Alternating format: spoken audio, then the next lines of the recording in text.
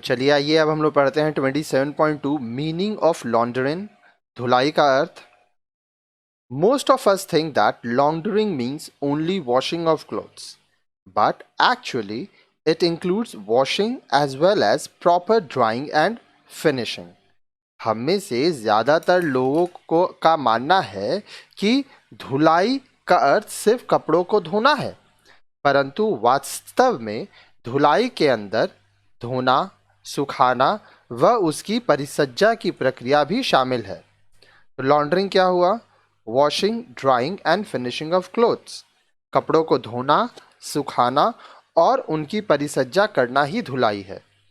फिर आता है dry cleaning. Some clothes can not be washed. कुछ कपड़ों को धोया नहीं जा सकता। These are cleaned by using solvents and or grease absorbent. इनकी सफाई सॉल्वेंट होते हैं जिनको विलायक कहा जाता है, या ग्रीस अब्जॉर्बेंट चिकनाई अवशोषकों द्वारा की जाती है। In other words, clothes are cleaned without the use of water, which may damage the fabric or color of the fabric. You will learn more about dry cleaning in the last part of this lesson. दूसरे शब्दों में, इन कपड़ों की धुलाई पानी के प्रयोग के बिना की जाती है, क्योंकि पानी से इन कपड़ों व उनके रंगों को हानि पहुंच सकती है। आपको इस पाठ के अंत में ड्राई क्लीनिंग के विषय में और अधिक जानकारी दी जाएगी। हमारा जो लास्ट वीडियो होगा इस चैप्टर का, वो ड्राई क्लीनिंग के ऊपर ही है। आगे देखिए 27.2.1 स्टेप्स इन लॉन्ड्रिंग। धुलाई के चरण क्या क्या होते हैं? When you wash clothes at home, how do you start? Probably you separate them according to colored, white, cotton, wool, silk, and less dirty or more dirty. घर पर धुलाई करते समय कपड़ों को आप कैसे साफ करते हैं? आप कैसे स्टार्ट करते हैं? हो सकता है कि घर पर धुलाई करते समय कपड़ों को निम्न आधार पर आप अलग करते होंगे, जैसे रंगीन या सफ़ेद, सूती, ऊनी, रेशमी, कम गंदा, ज़्यादा गंदा। इस तरह से आप कपड़ों को अलग करते हैं। You do this as you know that all types of clothes cannot be washed together. ऐसा इसलिए आप करते हैं क्योंकि आप जानते हैं कि सब प्रकार के कपड़ों को एक साथ नहीं धोया जा सकता। Some preparatory steps are done to make washing more methodical. They are as follows. अब देखिए, धुलाई को अधिक व्यवस्थित करने के लिए कुछ प्रारंभिक तैयारियां धुलाई से पूर्व ही की जाती हैं। अब वे क्या हैं, आइए देखते हैं। मेंडिंग, मरम्मत करना। Articles to be laundered are first examined carefully for any tears or missing or loose buttons. They need to be stitched before washing. Can you say why? धुलने वाले वस्त्रों की सावधानी पूर्वक पहले जांच कर लें कि कहीं वो वस्त्र फटा तो नहीं है या कोई बटन ढीला तो नहीं है। यदि ऐसा है तो फटे भाग को सिलकर व टूटे या ढीले बटन को लगाने के बाद ही धुलाई करें। क्या आप बता सकते हैं ऐसा क्यों? ऐसा इसलिए ताकि वो जो कपड़ा है वो और मजबूत हो। अगर वो फटा हुआ है और आप उसको धोएंगे तो हो सकता है कि वो और फट जाए। स्टेन रिमूवल, धब्बा छुड़ाना। If there are some stains और marks of discoloration other than the dirt present on the articles, they should be removed or they might spread, get fixed or stain other fabrics in washing. यदि मैल के अतिरिक्त आपके वस्त्र पर कोई दाग या धब्बा है तो उन्हें पहले छुड़ा लीजिए, अन्यथा वह या तो फैल जाएगा या पक्का हो जाएगा या फिर वह दाग अन्य वस्त्रों पर भी लग सकता है।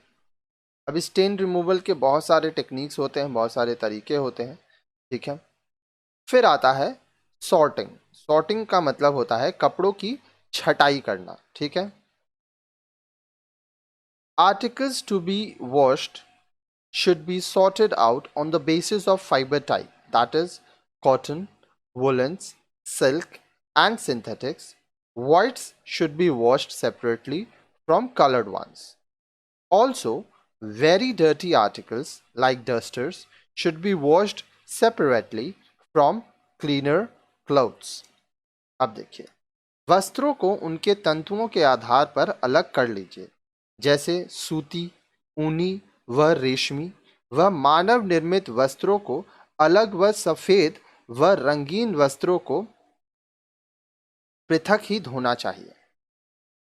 इसके अलावा कुछ अत्यधिक गंदे कपड़े जैसे झाड़न आदि को भी अलग ही धोना चाहिए। तो जब आप कपड़ा धोएंगे तो ध्यान रखना है कि किस तरह से आपको धोना है। फिर आता है सोकिंग, जिसका मतलब होता है भिगोना। Do you soak your clothes before washing? Why do you do it? Soaking helps to loosen the dirt from the fabrics, and this makes washing easier. All fabrics cannot or need not be soaked. For example, clothes which do not have fast colors should not be soaked. Woolens are not soaked because soaking leads to felting. अब देखिए, soaking भिगोना। क्या आप धोने से पहले अपने कपड़ों को भिगोते हैं? भिगोने से मैल फूल जाता है और धोने पर आसानी से निकल जाता है, परंतु सभी प्रकार के कपड़ों को भिगोने की आवश्यकता नहीं पड़ती है। उदाहरण के लिए, जिन वस्त्रों के रंग पक्के नहीं हैं उन्हें भिगोना नहीं चाहिए। साथ ही साथ ऊनी वस्त्रों को भी भिगोया नहीं जाता, क्योंकि भिगोने से ऊनी वस्त्र जुड़ जाते हैं। आगे देखिए, फिर आता है वॉशिंग, धुलाई करना। Clothes are now washed using appropriate detergent or soap and also the right method of washing. You will learn about both these in detail in the next unit of this lesson. Process of washing helps in releasing the dirt from the fabric. धुलाई करना। अब वस्त्रों को उचित detergent या साबुन और सही धुलाई की तरीके से धोया जाता है। इसके विषय में आप विस्तार में इस चैप्टर के एंड में पढ़ेंगे, जब हम लोग देखेंगे कि किस कपड़े को कैसे धोना चाहिए। धुलाई की प्रक्रिया वस्त्रों से मैल छुड़ाने में सहायक होती है। फिर आता है रिंजिंग, जिसको हम लोग खंगालना कहते हैं। ऑल सोप और डिटर्जेंट एंड और chemicals used must be removed from the fabric. Hence, clothes are rinsed 2 to 3 or 4 times using fresh water every time. In fact, rinsing should continue till all soap or detergent is removed. कपड़ों से साबुन या detergent या रासायनिक पदार्थों को निकाल दिया जाना चाहिए। अतः कपड़ों को साफ पानी से 2 से 4 बार खंगाला जाता है। दरअसल जब तक सारा साबुन या डिटर्जेंट निकल ना जाए तब तक कपड़ों को खंगालना चाहिए। आगे देखिए, फिर आता है स्टार्चिंग एंड ब्लूइंग, जिसको क्लफ लगाना या नील लगाना कहते हैं। Clothes must be starched if they need to be starched and also blued to return their whiteness. The detailed process will be explained in the next section. यदि कपड़ों पर माड़ या क्लफ लगाना ज़रूरी है या लगाने की आवश्यकता है तो उन्हें स्टार्च या क्लफ किया जाना चाहिए।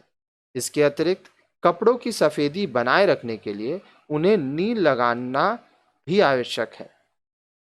इसकी विस्तृत व्याख्या अगले भाग में की जाएगी। नेक्स्ट वीडियो में हम लोग देखेंगे कैसे स्टार्च या ब्लूइंग किया जाता है। फिर आता है ड्राइंग, सुखाना। You probably know that clothes are dried differently. White clothes are dried in sun and colored clothes are dried in shade. Silk, white or colored are dried in shade.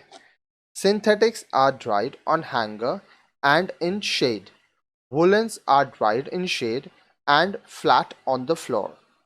अब देखिए, संभवतः आप जानते होंगे कि कपड़ों को सुखाने के भी अलग अलग तरीके होते हैं। सफ़ेद कपड़े धूप में और रंगीन कपड़े छाया में सुखाए जाते हैं। रेशमी कपड़े सफ़ेद हों या रंगीन छाया में सुखाए जाते हैं। सिंथेटिक कपड़े हैंगर पर छाया में सुखाने चाहिए। तथा ऊनी वस्त्र छाया में और समतल जमीन पर सुखाने चाहिए। फिर आता है आयरनिंग एंड प्रेसिंग, इस्त्री करना। The last step of laundering is ironing. Clothes are ironed according to the nature of the fabric. Cottons are sprinkled with water and ironed using irons. आगे देखिए, silks are brought in while damp and ironed with hot iron. Synthetics and rayons are ironed with moderately hot iron. Woolens are pressed with hot iron but over a damp muslin. अब देखिए, इस्त्री करना। धुलाई का अंतिम चरण इस्त्री करना है। कपड़ों पर इस्त्री भी उनकी प्रकृति के अनुसार की जाती है। कपड़ों पर पानी छिड़का जाता है और गर्म इस्त्री की सहायता से ऊन पर प्रेस की जाती है।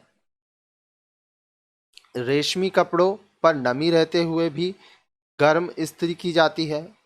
मानव निर्मित वस्त्र जो होते हैं या रेयॉन पर मध्यम गर्म इस्त्री की जाती है। फिर ऊनी वस्त्रों पर ऊपर एक गीला मलमल का कपड़ा बिछाने के बाद ही इस्त्री की जाती है। ठीक है। और सूती का हम आपको बताएं, कपड़ों पर पानी छिड़का जाता है और गर्म इस्त्री की सहायता से सूती कपड़ों पर प्रेस की जाती है। ठीक है।